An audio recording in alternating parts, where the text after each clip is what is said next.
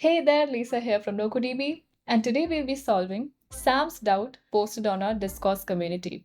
Trigger manual actions from individual records. Alright, listen.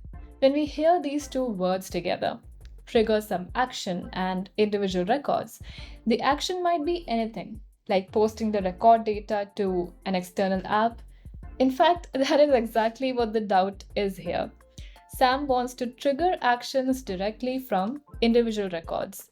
When I review a record, I'd like to have an option to send the record's data to Slack. So, what should pop in our mind when we read this? The button field. For those who already know what a button field is, go ahead and skip a few seconds, and the rest of you, listen. The button field lets you add interactive buttons within your table. This button can trigger specific action that can make your workflow more dynamic and efficient. And essentially, the button field has two functionalities.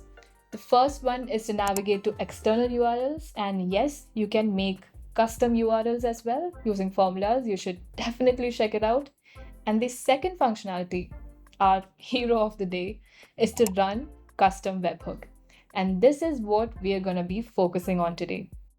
Now, the problem statement is when I'm done reviewing a record, on clicking the button, the data from the record should go to Slack. Let's get to work. Add a new button field. Select Run Webhook and create a new one. Let's rename it to Update Slack. Action is to post. And you'll need your Slack webhook URL. I'll attach the docs to it in the description below. And if you're new to webhooks, I'd suggest you watch some videos on setting up Slack webhook URLs as well, so you'll have a good idea about it. Alright, now this is the sample payload. This is all the data in a record. Question, platform, solution, and everything.